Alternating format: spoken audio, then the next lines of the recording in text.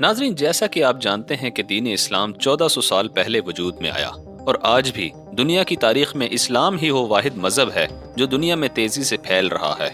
एक सर्वे के मुताबिक पूरी दुनिया में मुसलमानों की कुल आबादी तकरीबन 2 अरब के करीब है, मगर हर गुजरते दिन के साथ सैकड़ों इंसान हिदायत पाकर दीन इस्लाम में दाखिल होते हैं। नाजरीन, आज की इस वीडियो में हम आपको पूरी दुनिया के उन मशहूर लोगों के बारे में बताएंगे जो हक की राह पर गामजन होकर मुशर्रफ बा इस्लाम हुए और अपने पुराने मज़ाहिब को तर्क कर दिया। तो शुरू करते हैं आज की ये मालूमाती वीडियो।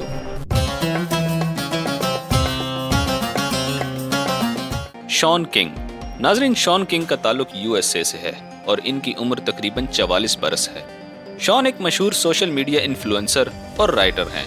शॉन यूएसए की एक ऑर्गेनाइजेशन ब्लैक लाइन्स मैटर के मेंबर भी रह चुके हैं जो लोगों के हुकूक के लिए लड़ती है।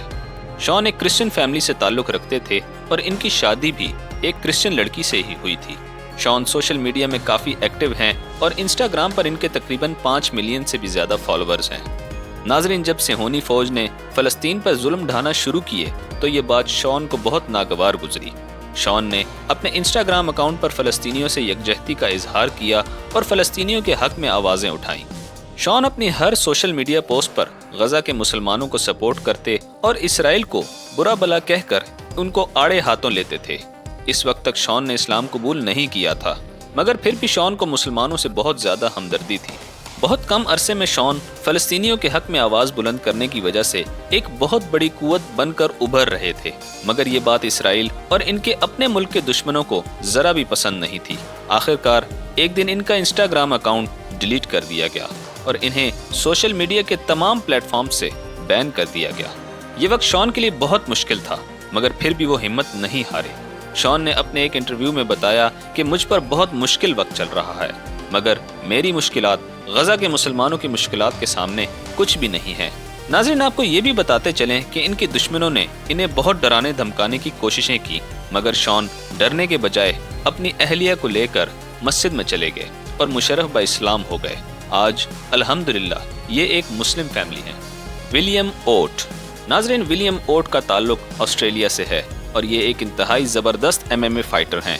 इनकी पैदाइश जून 1982 की है और ये एक क्रिश्चियन फैमिली से ताल्लुक रखते थे। नाजरीन, विलियम ने कभी सोचा भी नहीं था कि वो इस्लाम कबूल करके दीन इस्लाम में दाखिल हो जाएंगे। 2020 के कोरोना वायरस के लॉकडाउन के दौरान विलियम को इस्लाम का मुताला करने का मौका मिला। इस्लामी किताबें पढ़कर वो इस्लाम के नज़रियात और उसूलों से इतना मुतासिर हुए कि इन्होंने अपना मजहब छोड़कर इस्लाम कबूल करने का फैसला कर लिया। 16 अप्रैल 2020 को विलियम ने इस्लाम कबूल करके हक की राह इख्तियार कर ली और इन्होंने अपने इंस्टाग्राम अकाउंट पर कलमा पढ़कर अपने मद्दाहों को हैरान कर दिया।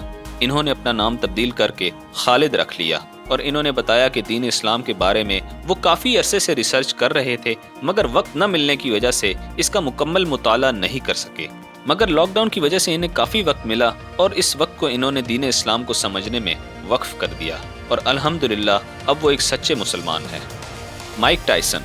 नाजरीन, माइक टायसन की ज़िंदगी एक सबक आमूज कहानी है जिससे आपको बहुत सबक सीखने को मिलेंगे। माइक टायसन के पंच में अल्लाह रब्बुल इज़्ज़त ने इतनी ताकत रखी थी कि सामने वाला कुछ ही पल में ढेर हो जाता था। नाज़रीन, क्या आप जानते हैं कि माइक टायसन ने अपने वक्त के दुनिया के नंबर 1 बॉक्सर मोहम्मद अली को हराकर पूरी दुनिया को हैरान कर दिया था। माइक टायसन ने अपनी जिंदगी में बहुत उतार चढ़ाव देखे।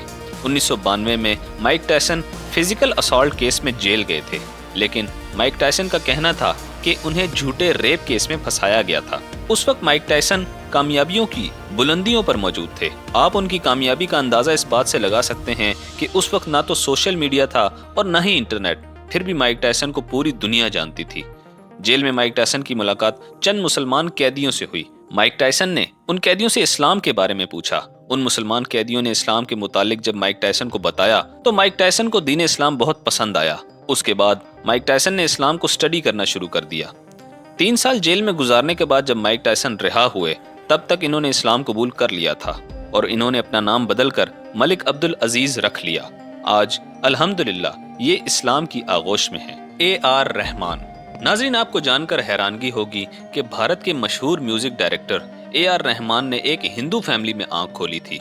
उनका असल नाम दिलीप शेखर था।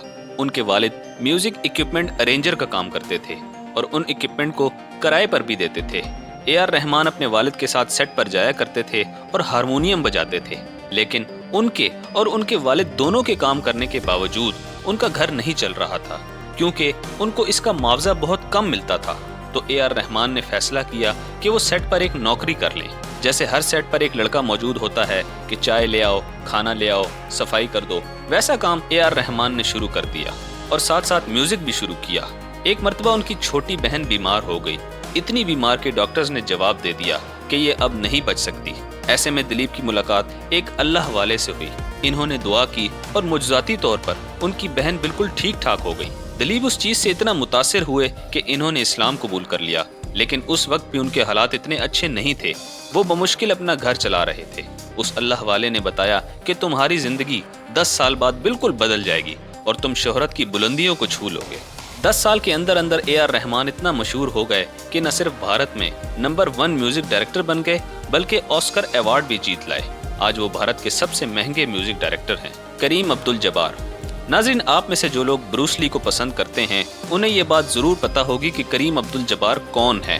ویسے تو کریم عبد الجبار بروس لی کے ایک اسٹوڈنٹ تھے جو ان سے مارشل آرٹس سیکھتے تھے، لیکن کیا آپ کو پتا ہے کہ کریم عبد الجبار ایک کرسچن فیملی میں پیدا ہوئے تھے؟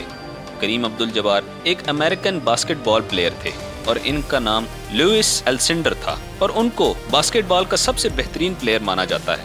1971 میں محض 24 سال کی عمر میں انہوں نے اسلام قبول کر لیا تھا۔ کریم عبد الجبار کا کہنا تھا کہ 70 کی دہائی میں امریکہ کے لوگ اسلام کے بارے میں نہیں جانتے تھے، جس کی وجہ سے انہیں لوگوں کی طرف سے بہت نفرت کا سامنا بھی کرنا پڑا، کیونکہ وہ بہت بڑے سٹار تھے۔ آج ان کی عمر 77 برس ہے اور وہ آج بھی الحمدللہ اسلام کے دامن میں ہیں۔ محمد علی۔ ناظرین، محمد علی کی پیدائش 17 جنوری 1942 کو امریکہ میں ہوئی۔ ان کی پیدائش ایک کرسچن گھرانے میں ہوئی اور ان کا نام کیسیس مارکولس کلے تھا۔ یہ ایک پروفیشنل باکسر اور فزیو تھراپسٹ ہونے کے ساتھ ساتھ ایک ایکٹیوسٹ بھی تھے۔ محمد علی کو 20ویں صدی کا سب سے بہترین باکسر ہونے کا اعزاز بھی حاصل ہے۔ محمد علی نے اسلام کے بارے میں سب سے پہلے 1959 میں شکاگو میں سنا تھا۔ اس کے بعد انہوں نے اسلام کے بارے میں معلومات حاصل کرنا شروع کر دی۔ آخرکار 1975 میں انہوں نے اسلام قبول کر لیا۔